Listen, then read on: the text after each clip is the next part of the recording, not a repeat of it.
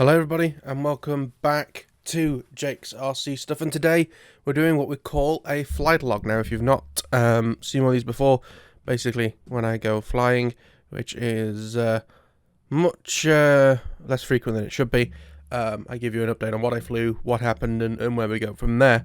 So this is actually, I think this is coming out like a month after I actually went. It was the last decent flying day. As I'm recording this right now, it's stormy and windy and bloody horrible. Yeah. So this was on the 15th of October, so that was a Friday, I want to say. Yep. And yeah, the video is either going to be just black or black with some text on it. I haven't figured it out yet. We'll find out. So the first thing that I flew, of course, was the Flex Innovations RV8. And to give you a bit of a spoiler,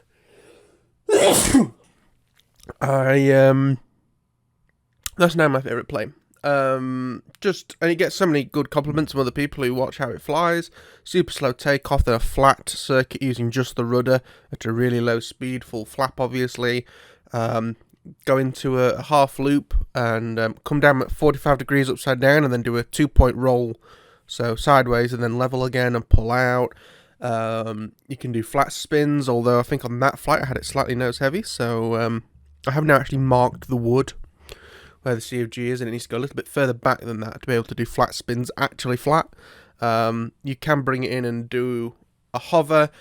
Harriering, or high alpha if you're American, isn't that nice on it. It kind of reminds me of a cap because of the low wing.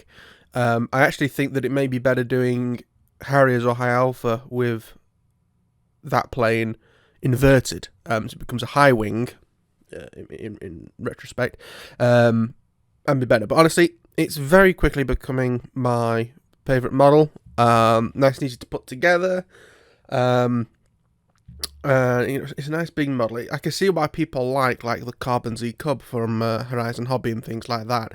But the biggest compliment that you can ever give a model is saying that if it hit the ground tomorrow, I would go out and buy another one immediately. I really would. Possibly even spend the extra money and get a night version now, because it's so easy to take apart, and there's nothing that fiddly, because you can use a screwdriver or your thumbs. I use a screwdriver all the time just for easiness. And also means you'd have to bend down quite as far. I'm an old man in a 24-year-old's body, unfortunately. Yeah, I really enjoy the plane. I wish the servos were a little bit faster in it. It says they're designed for 5.5 volts or whatever the BEC is set to. It could run it at 6 volts, but I'm not going to risk burning out servos or anything. Just so that you could do smooth stuff and then do sharp, snappy stuff with it. At the minute, everything's a little bit sort of more steady, which probably looks better in the end. But yeah, I pretty much always fly it in what's middle on the switch, so low rate, with a little bit of gyro stability. It's quite funny because sometimes if you switch the gyro stability on before it takes off, if you're going down our runway, you can see it putting an aileron to correct for the ground not being quite level. Another thing that's really fun with it is doing one wheel touch and go, so just running it along the ground on one wheel, trying not to touch the other wheel. Usually if I'm coming from the left, I roll it to the right, so I'm seeing the top of the plane. So, you've got the right wheel touching the ground, you got to make sure you don't tap a wingtip, or the other wheel. Obviously, it'd be best going onto the other wheel if needed.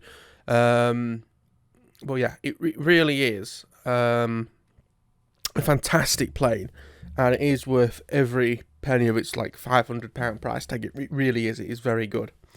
We then moved on to actually another Flex Innovations plane, the FlexJet, and got it all assembled, got it all put together, was going out to fly it. Was going to use the old Turnigy batteries to begin with, and then I was going to test my overlanders. And when I put it down, the wing just didn't seem all the way in. And it turns out what's happened is the plastic piece that goes into the foam on the fuselage that the screw goes through for the wing has come loose. The other side seems fine, but I may try and force it out, and I'm going to glue them back in, probably with goop glue. Now I've seen what goop glue is like compared to other glues. It's probably going to be goop glue that glues that back in, but obviously that was the end of that. I wanted to make sure I cleared off all the glue before I glued it back together. And again, all I had there was super glue. So yeah, I want to use goop glue and then leave it to set for a while. So that didn't fly, and needs putting on the repair pile. Another reason why I do these notes, I do the notes in the notes app on my phone, but also it then allows me to go and adjust my great big spreadsheet of all the planes I've got, so I know what state they're in, if they can be flown, and make sure I don't forget any of them or anything like that. Next one that I attempted to fly, I did a mild fix to this. I did record it, but because it was I was basically tired and unwell and just wanted to feel like I'd done something. I basically made sure everything was tight, replaced some bolts that were just plus heads, Phillips, with Allen keys, so I could really make sure they were nice and tightened up, and it's still knackered. So I think the bearings have got in the motor. That is the Flying Giants Extra 300 from HobbyKing. The 300 LX V2 is the new version of that.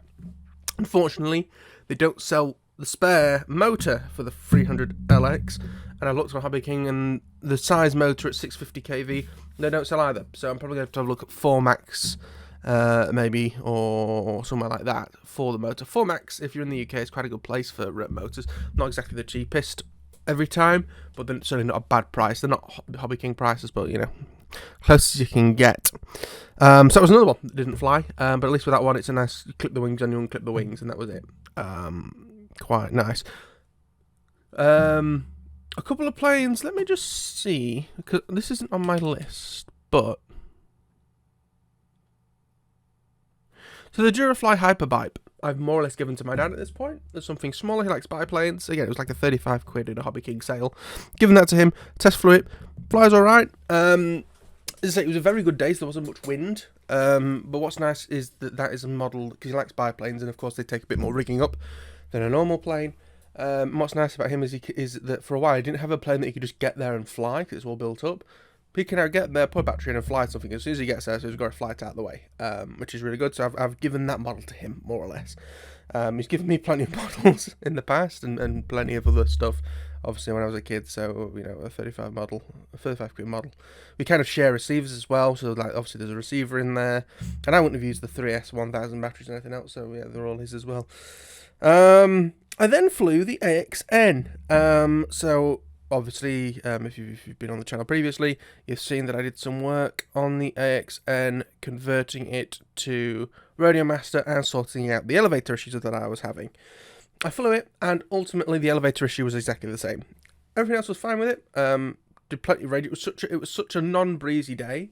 I put a 2200 in there, so a 2200 3S standard battery, and just floating about, not racing around. I could see why you'd want to do that with those planes. It's fun to do, but just floating around, enjoying the scenery a little bit. I used a 2200 for about 12 minutes of power, 55% left remaining in the battery. So that plane could do 20 minutes, possibly longer, fairly easily. I don't really like taking. I like my battery. For me, a good finished battery is between 20 and 30%. If it's above 30, give yourself a little bit more flight time. If it's below 20, give yourself some less. But yeah, I'll be back in a short second.